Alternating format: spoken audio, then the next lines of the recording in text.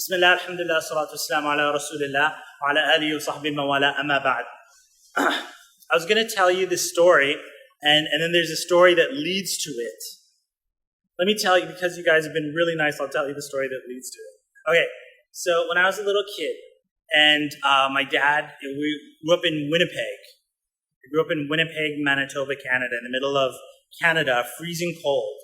And when my dad would take me for Fajr prayer in Ramadan time, and I would see rabbits.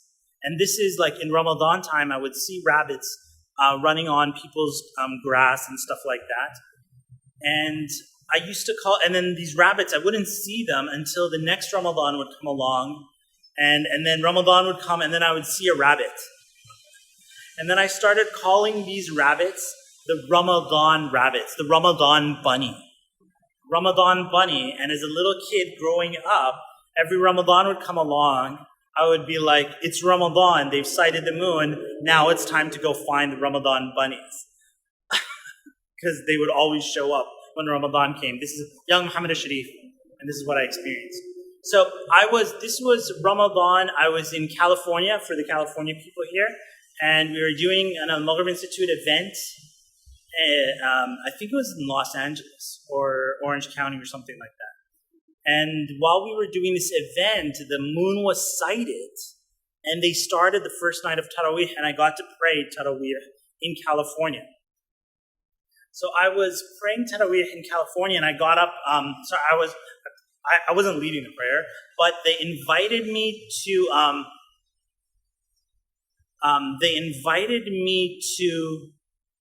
Sorry, my mind just crashed. I just saw a message go across the screen.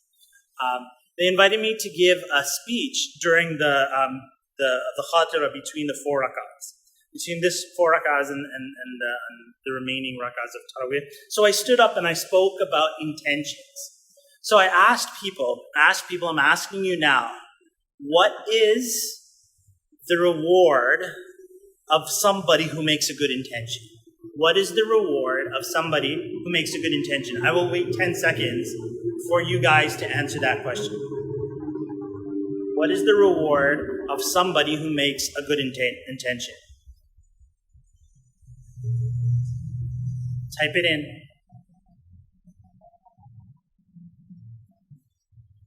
It's interesting that a lot of Muslims actually get this wrong. I'm interested to see what you guys say. Okay. There's about a 20-second delay on Facebook. Okay, Ashka says, Baraka, what's the reward of making a good intention? Okay, no comment if you got it wrong. Let me hear one more person. Pleasure and acceptance of Allah. Khalida says, pleasure and acceptance of Allah. What is the reward of having a good intention? Zainab says, good deed. So 3 people, that's not the answer. Aisha, it's kind of like Shireen says, Baraka, what's the reward of making a good intention? I want to see Altaf answer that question. What's the reward of making a good intention? Amina says, rewards from Allah. This is awesome because you're all getting it wrong. I thought. Okay, Maryam Umar says, the same as if you did it. Maryam Umar got it correct. The same as if you did it. That's Islam 101, my friends. What's the reward of making a good intention? Khadija also answers it correctly. She says, as if you did the action. So take a step back for a moment. Allah subhanahu wa ta'ala says, Allah subhanahu wa ta'ala is teaching you that if you make a good intention, you are rewarded as if you have done it. And let that sink in for a second there. You're rewarded as if you have done it. So if that's the case, if you want to build an orphanage, for example, and get the rewards of building an orphanage, what you need to do is make an honest intention, and Allah will give you that reward.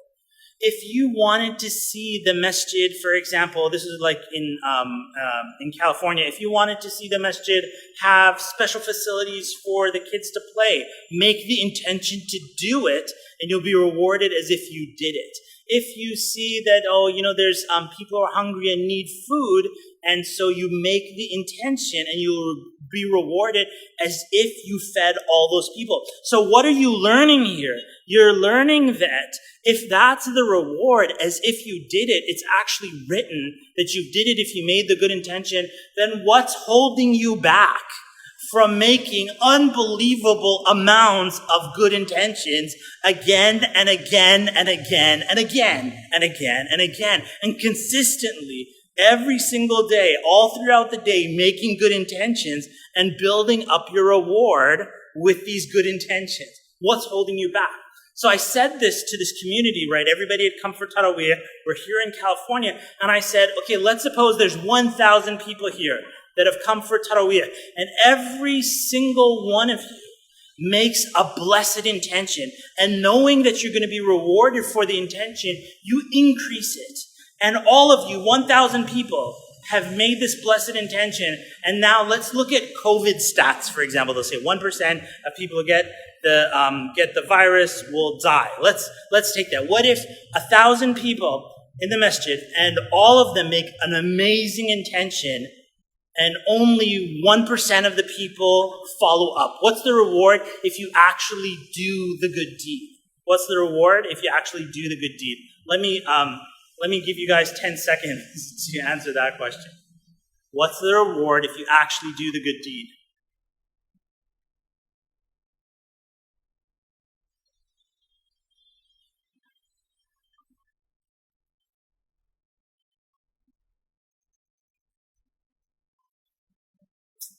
The reward, if you actually do the good deed, is, so Salama says double. No, it's not double. It's not double. Let me hear some more.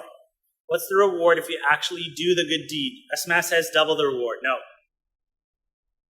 Nope. Double, triple. Sumaya says double, triple. Double, triple, quadruple. Saif says 10 times. 10 times. Aisha says 10 times the reward. That is correct. It is 10 times the reward.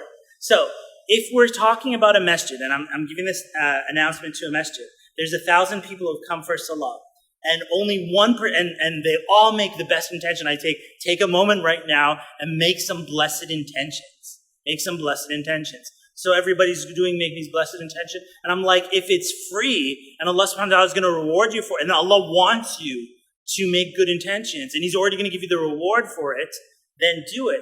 And then I'm like, what if 1% of you actually follows up and gives birth to this idea and it's brought into the community, 1%.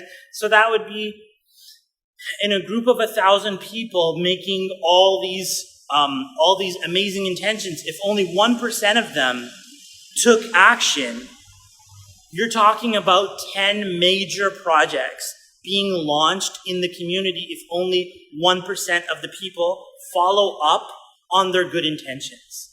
And so Allah subhanahu wa ta'ala, and the reward for doing the actions, as some of you said, is that Allah will reward you 10 times what the action that you take. 10 times.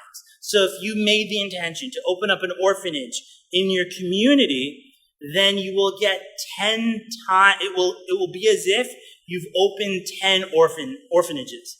If you made the intention to open up some play areas for the children, Allah will write it for you as if you opened up 10 play areas in 10 different masajid for the children in that community. If your desire was to feed 1,000 homeless people, for example, feed 1,000 hungry people, Allah would reward you as 10 times that would be as if you fed 10,000 people. So Allah subhanahu wa ta'ala, you'll see the incentive is to make good intentions. And then the incentive, if whoever takes action on the intention, Allah subhanahu wa ta'ala will reward you. But it all starts with good intentions. Inshallah ta'ala, very soon I'm going to be starting this Show Me the Souk. Show Me the Souk, and souk means marketplace. Show Me the Souk is a 5-day challenge that we're doing on Facebook. You may have seen the websites, and it's here on my page as well if you want to click on my name and you'll see the Show Me the Souk. In these 5 days, I'm going to show you how to birth a wow idea. Actually take these intentions, good intentions, and do something with it. Get the reward of making the good intention, and then 10 times that from Allah subhanahu wa ta'ala. And that's just the reward, let alone the benefit to you and your family. And during these challenging times that we're living in, and the economic tsunami that's happened, and so many shifts are taking place as we speak, now is the time, it's the perfect time to be coming together, and I'll show you how to do this, how to give birth to some wow intentions, wow ideas, and actually bring it to the marketplace or bring it to the people and benefit, whether that's benefiting your family or benefiting your community or even in a commerce type of situation, whatever you want to do, the same scenario works, which is coming up with these ideas and how to do it, inshallah ta'ala. So it's the show me the souk. Show me the souk challenge. And that's it, we're done.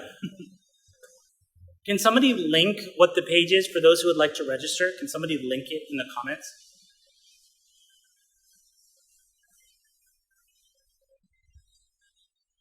I'll take like 1 or 2 questions, inshallah ta'ala. 1 or 2 questions. Show me the souk. Show me the souk. Souk means marketplace. Souk means marketplace. Show me the souk. It is a place where transactions of value happen. I think somebody asked the question earlier. Isra, you're saying, do I need to be in a certain state of mind, or can I start anytime even if I was demotivated? I don't know what you're talking about, Isra. If you could write that, if you would write that again. Or reword it. Somebody's got a question. Show me the souk. Thanks, Ahmed. All right, if there's no questions, we're done. Jazakallah khairan. Tune in next time when we talk about, and the challenge is going to be starting not this week, but the week after, but you want to get in. We've already kicked off the Facebook group and people have already introduced themselves, and it's going to look like it's going to be record-breaking, alhamdulillah. So be a part of it. Be one of us. Assalamu alaikum.